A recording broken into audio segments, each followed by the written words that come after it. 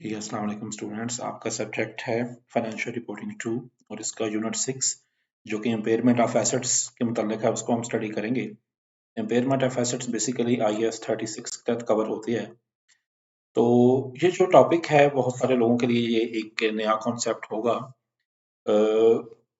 Impairment हमारे यहाँ जो नॉर्मली एक अंडरस्टैंडिंग होती है वो एसेट्स के वजह से डेप्रिसिएशन की होती है कि हर साल हम एसेट पर डेप्रिसिएशन चार्ज करते हैं, उनकी वैल्यू में कुछ कमी करते हैं एक प्री डिफाइंड रेट के हिसाब से। इम्पेयरमेंट भी उसी तरह कॉन्सेप्ट है, एसेट की वैल्यू में कुछ कमी होती है और वो एक खास मार्केट वैल्यू के हिसाब से होती है। हम डेफिनेशंस पढ़ते हैं। अगर कैरिंग अमाउंट की हम बात करें जिस पे एसेट कैरी होता है इन फाइनेंशियल स्टेटमेंट, तो carrying amount is amount at which an asset is recognised after deducting accumulated depreciation या amortisation and accumulated impairment loss. जो इम्पेयरमेंट लॉस होता है उस पे एसेट दर्ज होता है। यानी कैरिंग अमाउंट में से डेप्रिसिएशन माइनस कॉस्ट में से डेप्रिसिएशन माइनस की जाती है और इम्पेयरमेंट लॉस। अब इम्पेयरमेंट क्या होता है, इम्पेयरमेंट लॉस कैलकुलेट कैसे होता है? Impairment loss is equal to carrying amount of an asset minus recoverable amount of an asset. तो कैरिंग अमाउंट की तो डेफिनेशन हमने पढ़ ली। अब हम बात करते हैं रिकवरेबल अमाउंट। रिकवरेबल अमाउंट हम किसे कहते हैं? रिकवरेबल अमाउंट की डेफिनेशन यहाँ पे दी हुई है। It recoverable amount of an asset is defined as higher of its fair value minus cost of disposal and it's value in use. यानी कोई भी एसेट जो होता है उसमें से हम देखते हैं उसकी हायर वैल्यू कौन सी है। Number one, fair value less cost to sell. Fair value से मुराद होती है मार्केट में जो वैल्यू हो, लेस कॉस्ट टू सेल। तो market value less cost to sell. और दूसरी चीज होती है वैल्यू इन यूज। अब फेयर वैल्यू की डेफिनेशन भी बहुत सारे लोगों के लिए नहीं होगी। Fair value is the price that would be received sell an asset or transfer liability in an order transaction between market participant at measurement date. आज किसी एसेट की मार्केट वैल्यू क्या है, ये होती है fair value less cost to cell.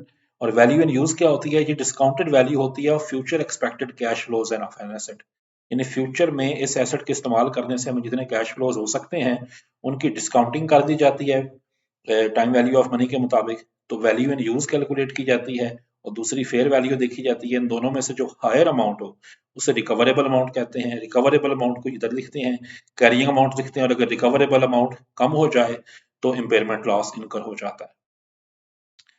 अच्छा, अब कैसे आइडेंटिफाई होगा कि इम्पेयरमेंट लॉस हो चुका है? उसके लिए इंटरनल फैक्टर्स भी होते हैं, एक्सटर्नल फैक्टर भी होते हैं। रिकवरेबल अमाउंट जो है यानी कैरिंग अमाउंट अगर हमारी हो जाए और इसका कंपैरिजन हम करते हैं रिकवरेबल अमाउंट से जो कि वैल्यू इन यूज और fair value less cost to sell में से जो हायर अमाउंट होती है उससे करते हैं।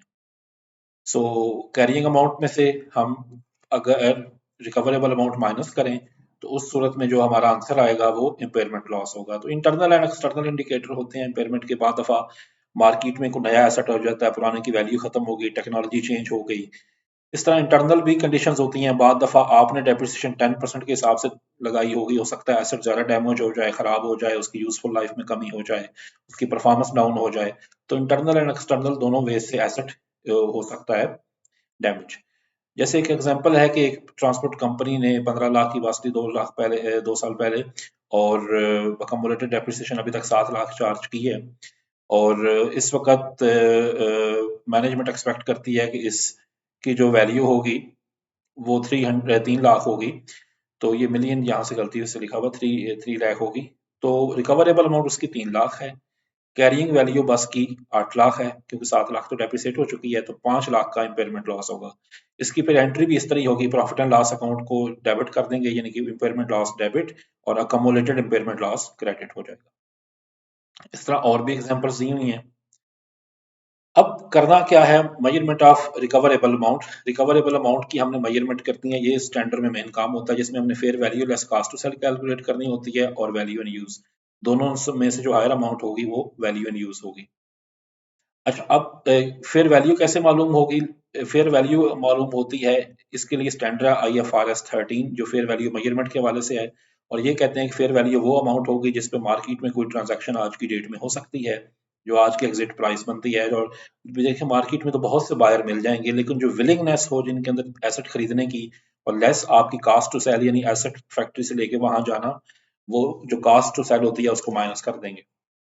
अच्छा, दूसरी है calculation of value in use. Value in use की कैलकुलेशन कैसे करेंगे? डिस्काउंटेड वैल्यू होगी फ्यूचर बेनिफिट की, जो कि एक्सपेक्ट होते हैं हमें एसेट की लाइफ में हमें मिलेंगी। और डिस्काउंटेड वैल्यूज हम करते हैं जो फ्यूचर में हमें कैश फ्लोज मिलने होते हैं उस एसेट के इस्तेमाल करने से। यानी ईयर 1 में कितने कैश फ्लोज, ईयर 2 में, ईयर 3 में, और उनको मल्टीप्लाई कर देंगे एक इंटरेस्ट रेट के साथ, डिस्काउंट कर देंगे और उनका टोटल कर देंगे। अच्छा, फ्यूचर के जो इकोनॉमिक बेनिफिट्स हैं या जो कैश फ्लोज हैं उनको एक्सपेक्ट कर, उनको एंटिसिपेट करना, ये आपकी सेल्स टीम आपके साथ मिलकर बैठती है और वो बताती है कि फ्यूचर में कितनी आप सेल्स कर सकते हैं इस एसेट को यूज करने के हवाले से। रिमेनिंग यूजफुल लाइफ आपने एस्टिमेट करनी होती है। रिमेनिंग यूजफुल लाइफ की एस्टिमेशन की बेस पे आप फिर आगे डेप्रिसिएशंस वगैरह चार्ज करते हैं। जैसे मिसाल के तौर पर ये एग्जांपल 6.4 है, यहाँ पर डिस्कस किया गया है कि 2,25,000 की उसकी कैरिंग वैल्यू है एसेट की। रिकवरेबल जो वैल्यू है उसकी वो 1,90,000 है, तो इम्पेयरमेंट लॉस 35,000 का है। अच्छा, अब अकाउंटिंग ट्रीटमेंट इसका क्या करना है? अकाउंटिंग ट्रीटमेंट इम्पेयरमेंट लॉस जब आ जाए तो उस सूरत में इसे प्रॉफिट एंड लॉस अकाउंट में डेबिट कर देना होता है। लेकिन इसमें एक और कंडीशन भी आ सकती है, बाद दफा इम्पेयरमेंट लॉस रिवर्स भी हो सकता है। रिवर्स होने की सूरत में हर साल जब आप इम्पेयरमेंट चेक करेंगे, तो अगर रिवर्सल ऑफ इम्पेयरमेंट है या अगर हमें गेन हो रहा है एसेट की वैल्यू चेक करने पे, तो उसको रीवैल्यूएशन सरप्लस में लिखते हैं और उसे अदर कॉम्प्रिहेंसिव इनकम में लिख देते हैं। और फिर न्यू कैरिंग अमाउंट जो होती है उस पे एसेट को कैरी किया जाता है। तो यहाँ पे ये डायग्राम आपको इलस्ट्रेट करेगी कि इम्पेयरमेंट लॉस का आपने रिव्यू करना है हर साल। इम्पेयरमेंट लॉस को आपने रिकॉग्नाइज करना है जब एसेट कॉस्ट पे प्रॉफिट एंड लॉस अकाउंट में। अगर आपने एसेट पहले दिन से फेयर वैल्यू पे रखे हुए हैं, ये भी हो सकता है कि आप एसेट कॉस्ट के बजाय हर साल फेयर वैल्यू पे रखते हो, तो फिर जो भी आपका इम्पेयरमेंट का तरीकाकार होगा, तो फिर रीवैल्यूएशन सरप्लस जो चार्ज होता है उसके अगेंस्ट आपने करने हैं। ये बेसिकली जब IFRS नंबर 13 आप पढ़ेंगे जब, तो वहां पे आपको पता चलेगा कि एसेट्स को आप रखने के दो तरीके हैं। पहले तो नॉर्मली सिर्फ कॉस्ट पे ही रखे जाते थे। अब एसेट की वैल्यू हर साल आप मार्केट वैल्यू के हिसाब से कर सकते हैं, और अगर रीवैल्यू करना है तो फिर रीवैल्यूएशन सरप्लस को इम्पेयरमेंट लॉस चार्ज होगा। इस तरह और भी एग्जांपल्स यहाँ पे दी हुई हैं, जैसे एग्जांपल 6.5 है, एक एसेट लिया 340 का, 25 साल यूजफुल लाइफ है, स्ट्रेट लाइन के हवाले से उसकी डेप्रिसिएशन करनी है। तो उसमें फोर्थ ईयर के बाद मैनेजमेंट को पता चला कि उसकी रिकवरेबल अमाउंट 2 लाख है और यूजफुल लाइफ पीछे 15 साल रह गई है। तो कास्ट ऑफ एसेट जो है वो सबसे पहले हम उसे लिखेंगे, डेप्रिसिएशन उस पर चार्ज की। तो उसके बाद हमें मालूम हुआ कि ये 68,000 डेप्रिसिएट हो चुका है, तो कैरिंग अमाउंट 6,82,000 पीछे रह गई। ये बेसिकली कास्ट ऑफ एसेट जो ऊपर लिखी हुई है ये 750 होनी चाहिए। अब इसमें इम्पेयरमेंट लॉस कितना हो चुका है? कैरिंग अमाउंट ये है 682, और रिकवरेबल अमाउंट हमारी कितनी है? 350। यानी चौथे साल 350 रिकवर हो सकता है, तो इम्पेयरमेंट लॉस हो गया 332 का। ओरिजिनल यहाँ पे एग्जाम्पल में जो होनी चाहिए अमाउंट ये 750 है, इसको करेक्ट कर दें।